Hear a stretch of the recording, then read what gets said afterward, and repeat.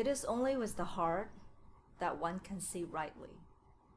What is essential is invisible to the eye. 只有用心才能看清楚，真正重要的东西，用眼睛是看不见的。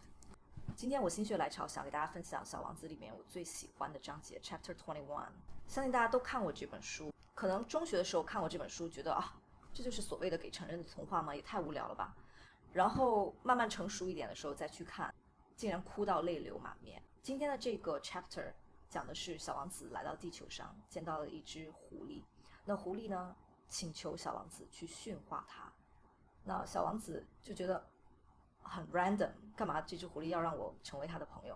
于是狐狸就说，在你没有驯化我之前，你对我来说就是一个陌生人而已。但当我们成为了朋友，你驯化了我。驯化我觉得就是一个 commitment， 我 commit 了你，你 commit 了我，我们承诺成为朋友之后，每当我看到麦田里金色的麦子的时候，就会想起你金黄色的头发。也就是说，所有关于你的东西都变得有意义。那为什么这个章节对小王子来说很重要呢？是因为在前面的章节里面，他发现了一个玫瑰花园，然后里面有很多的玫瑰，他又很失望。为什么呢？因为以前在他的星球只有一朵玫瑰，然后他以为这朵玫瑰是这个世界上最美的，是他的唯一的一朵玫瑰。但后来发现原来地球上还有很多玫瑰，原来他的那朵玫瑰只不过是一个很普通的玫瑰而已，所以他就很失落。但是经历过跟狐狸在一起的日子之后，他明白这朵玫瑰是他驯化了的玫瑰，是他 commit 承诺了的玫瑰。所以对于他来说，这朵玫瑰就是这个世界上唯一的，对他来说最重要最特别的那个玫瑰。希望大家喜欢我的英文诵读。 It was then that a fox appeared. "Good morning," said the fox. "Good morning," the little prince responded politely, although when he turned around, he saw nothing. "I'm right here," the voice said, "under the apple tree." "Who are you?" asked the little prince, and added, "You're very pretty to look at." "I'm a fox," said the fox. "Come and play with me," proposed the little prince. "I'm so unhappy." "I cannot play with you," the fox said. "I'm not tamed." "Ah, please excuse me," said the little prince. But after some thought, he added, "What does that mean? Tame?" "You do not live here," said the fox. "What is it that you're looking for?" "I'm looking for men," said the little prince. "What does that mean? Tame?" "It is an act too often neglected," said the fox. "It means to establish ties." "To establish ties?" "Just that," said the fox. "To me, you're still nothing more than a little boy who is just like 100,000 other little boys, and I have no need of you. And you, on your part, have no need of me.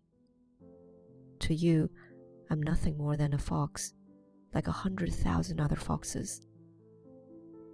But if you tame me, then we shall need each other.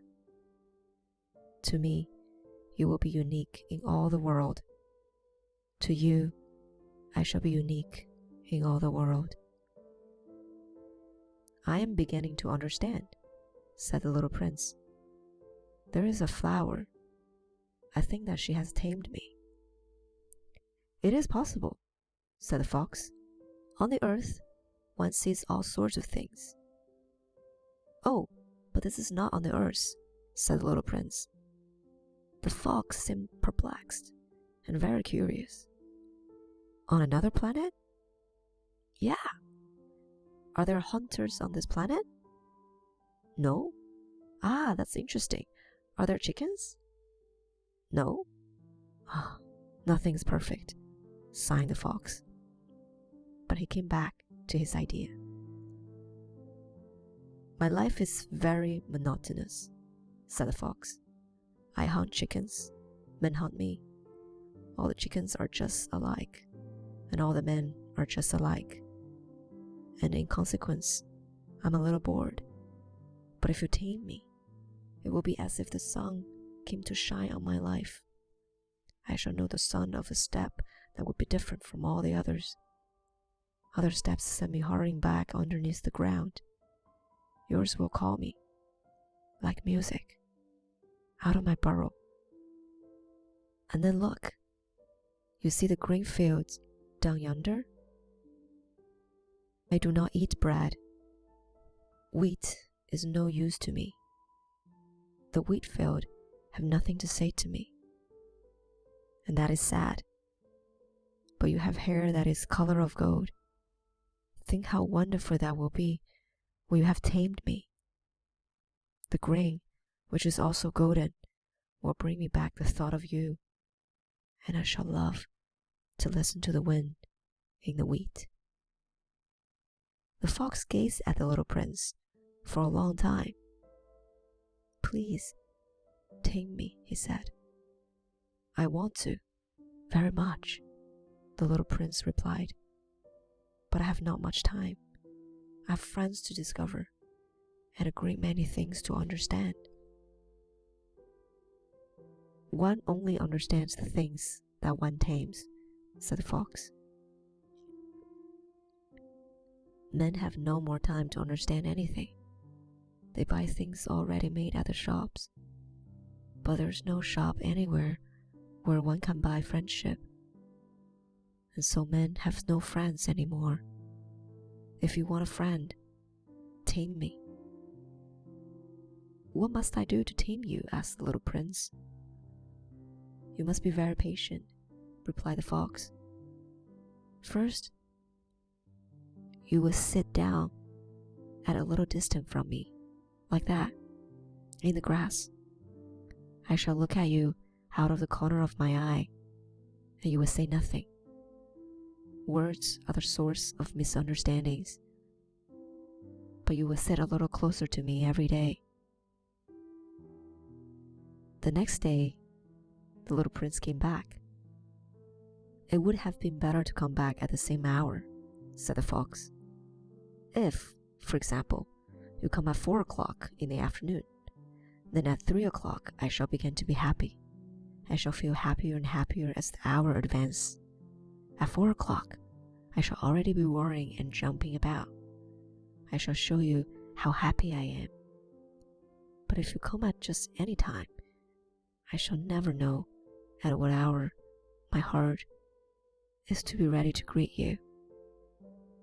One must observe the proper rites.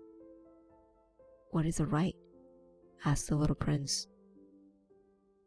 Those also are actions too often neglected, said the fox. They are what make one day different from other days, 1 hour from other hours. There is a rite, for example, among my hunters.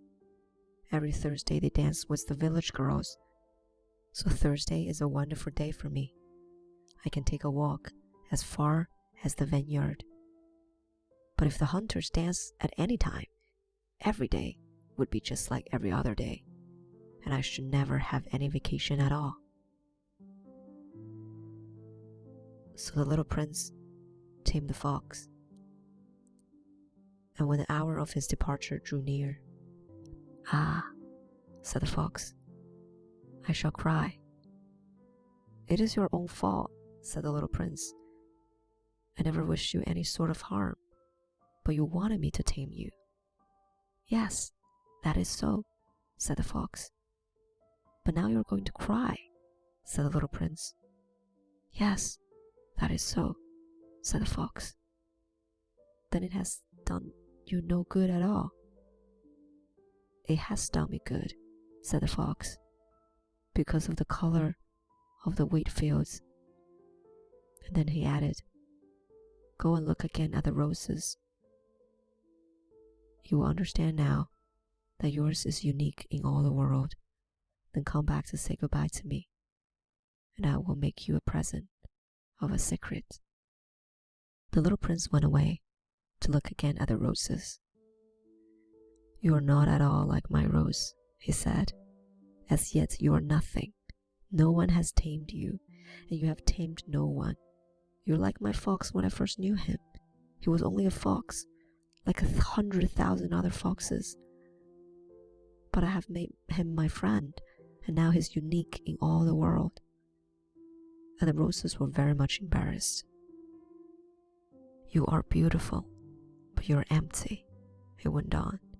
One could not die for you. To be sure, an ordinary passerby would think that my rose looked just like you, the rose that belonged to me. But in herself alone, she's more important than all the hundreds of you other roses, because it is she that I have watered, because it is she that I have put under the glass globe, because it is she that I have sheltered behind the screen, because it is for her that I have killed the caterpillars, because it is she that I have listened to when she grumbled or boasted, or even sometimes when she said nothing, because she's my rose. And he went back to meet the fox. Goodbye, he said. Goodbye, said the fox. And now here's my secret, a very simple secret. It is only with the heart that one can see rightly. What is essential is invisible to the eye. What is essential is invisible to the eye, the little prince repeated, so that he would be sure to remember. It is the time you have wasted for your rose that makes your rose so important. It is the time I have wasted for my rose, said the little prince, so that he would be sure to remember. Men have forgotten this truth, said the fox, but you must not forget it. You become responsible forever for what you have tamed. You are responsible for your rose. I am responsible for my rose, the little prince repeated, so that he would be sure to remember.